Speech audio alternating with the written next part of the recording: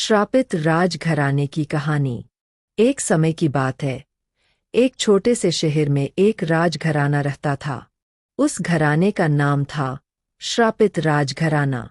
उस घराने के लोग बहुत ही अमीर और शक्तिशाली थे, लेकिन उनके जीवन में एक अजीब सी श्रापितता थी।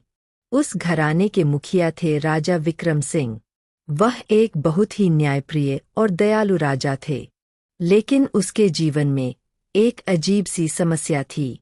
उसके परिवार के सभी सदस्यों को एक अजीब सी बीमारी थी, जिसका इलाज किसी भी डॉक्टर ने नहीं कर पाया था।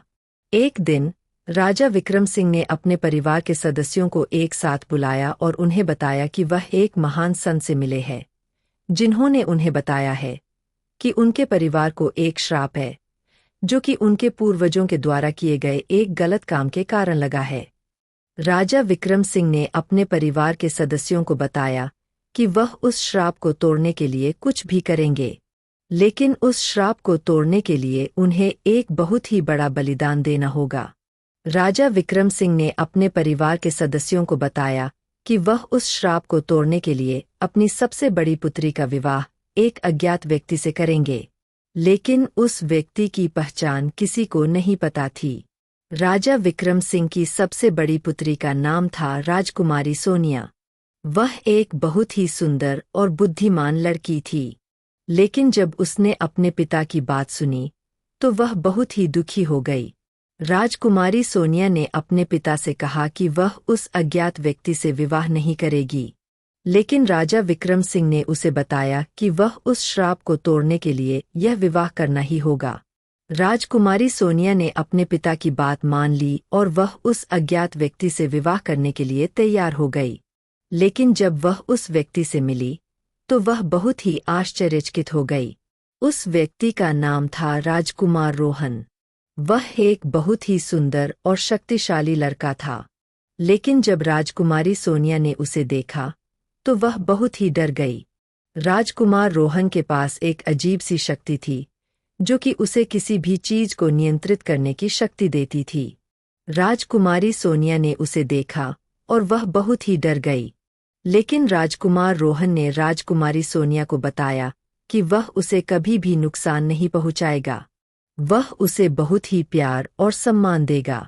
राजकुमारी सोनिया ने राजकुमार रोहन की बात मान ली और वह उसके साथ विवाह करने के लिए तैयार हो गई। विवाह के बाद राजकुमार रोहन ने राजकुमारी सोनिया को बहुत ही प्यार और सम्मान दिया, लेकिन राजकुमारी सोनिया को जल्द ही पता चला कि राजकुमार रोहन की शक्ति का एक बड़ा रहस्य है।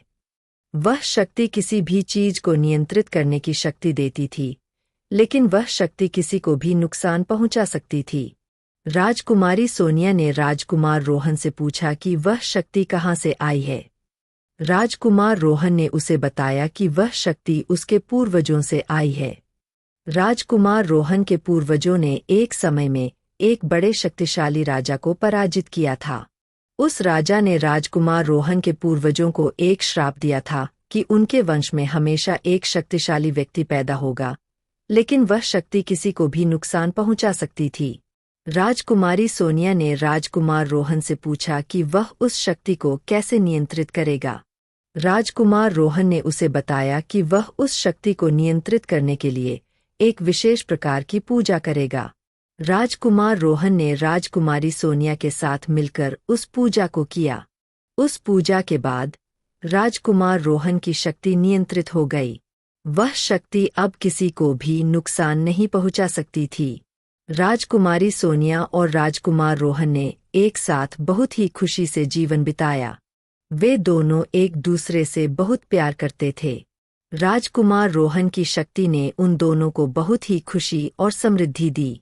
अगर आपको रोमांचक और रहस्यमय कहानियाँ पसंद है, तो हमारे चैनल मिनी स्टोरी टेलर को अभी सब्सक्राइब करें।